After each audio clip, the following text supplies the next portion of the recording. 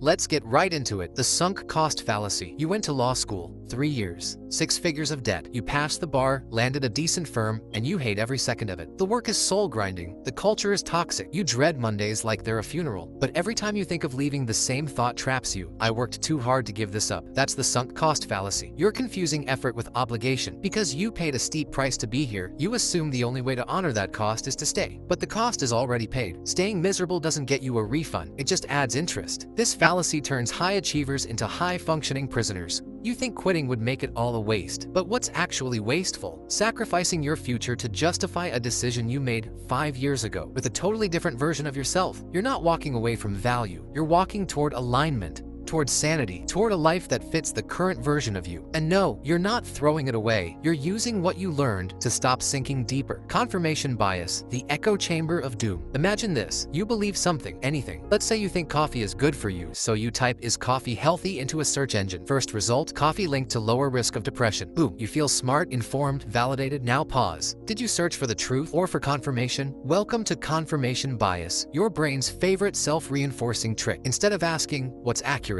you ask, "what makes me feel right?" And then you subconsciously cherry-pick data, experts, opinions, anything that agrees with you. Anything that doesn't, you downplay, ignore, or declare invalid. It's not just coffee, it's politics, religion, conspiracy theories, dietary choices, which sports team is superior. You think you're being logical, but you're actually running an emotional software script that says, "never admit you might be wrong." This is how we build echo chambers, tiny worlds made of identical thoughts bouncing off the walls. And the more you hear the same opinion repeated, the more true it feels. But repetition isn't proof. Consensus isn't accuracy. If you want clarity, do something radical. Actively seek out opposing views. Ask yourself how you'd know if you were wrong. Truth isn't comfortable. That's how you know it's real. Learned helplessness. Picture a dog in a cage. Every time it tries to escape, it gets shocked. Eventually, it just lies down. No more trying. Even if the door swings open, the dog stays put. That's learned helplessness. Now imagine you fail at something. Once, twice, maybe 3 times. Rejected job applications, awkward first dates, goals that flop. At some point, you stop trying. Not because you can't succeed, but because failure taught you to stop believing in the possibility. You tell yourself, "I'm just not good at this." You confuse temporary pain with permanent truth. Learned helplessness doesn't mean you are powerless. It means you feel powerless. And those feelings become bars in a cage that doesn't even exist anymore. The worst part? You might not even notice you've given up. You just start living smaller. But there's a way out. It starts with testing the lock. Do the thing one more time. Apply again. Say what you meant to say. Try badly and try loud. Fail forward. Because once you realize the shocks have stopped, you stop being the dog and you start being the person who leaves the cage and never looks back. And yes, the door was open the whole time. The gambler's fallacy. You're at the roulette table. The ball's landed on red 5 times in a row. People are buzzing. Black has to be next.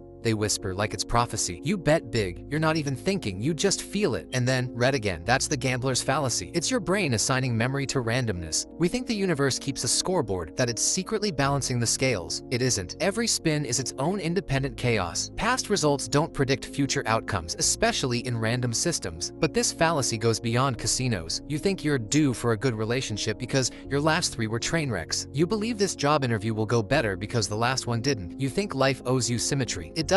The universe isn't a slot machine with a guilt complex. It doesn't reward perseverance with fairness. It doesn't track your streaks. And clinging to the idea that it does, that's how you keep gambling time, energy, hope on patterns that don't exist. You're not cursed. You're not lucky. You're just misreading chaos as narrative. The odds don't care how badly you want it. The flip doesn't remember the last one, and neither should you. Negativity bias. 10 people say your idea was great. 1 person calls it meh. Guess which comment keeps you up at 2 a.m.? That's negativity bias. Your brain is a threat detection machine from prehistoric times where noticing danger was literally survival. Back then, ignoring one rustle in the bushes could get you eaten. Fast forward to now, and your brain's still doing it. Only now, the tigers are tweets. You're wired to give more attention, emotion, and memory to negative events. 1 bad review hits harder than 10 good ones. 1 awkward moment at the party makes you forget the fun. You remember rejection way longer than praise, and it's not your fault. It's biology. But if you don't know it's happening, it starts controlling your entire mood. You live like everything's falling apart, even if 90% of your life is actually fine. It also warps your perception of people. You zero in on flaws, you expect disappointment, you scan your inbox for conflict, and pretty soon, your whole world is just filtered through caution tape. The only antidote? Actively notice the good, count it, name it, write it down. It won't come naturally, but that's the point. You're not being realistic, you're being hijacked by an ancient alarm system that forgot how to turn off. The halo effect. You meet someone new. They're charismatic, great smile, amazing taste in playlists, and before you even realize it, they're perfect, funny, insightful, emotionally mature. Basically a walking TED Talk, except they're not. Welcome to the halo effect, when your brain takes one positive trait, attractiveness, charm, intelligence, and uses it as a shortcut to assume all the other traits are just as glowing. That's how we end up trusting people who shouldn't be trusted. That's how bad ideas become gospel when delivered by someone in a nice suit. That's how con artists and cult leaders work. They start with one beam of light, and your brain fills in the rest. You don't judge people by who they are, you judge them by the glow you want them to have. And this doesn't just apply to people, companies, politicians, brands. You see one clean logo or clever ad and assume competence, ethics, and value. But shiny isn't the same as good. The halo effect isn't about gullibility, it's about speed. Your brain loves shortcuts, but shortcuts often skip the truth. Slow down, ask more questions. Don't let one bright spot blind you to everything else. Hyperbolic discounting. You promise yourself you'll go to bed early, eat better, start that novel, but then it's midnight, there's ice cream in the freezer, and Netflix says one more episode,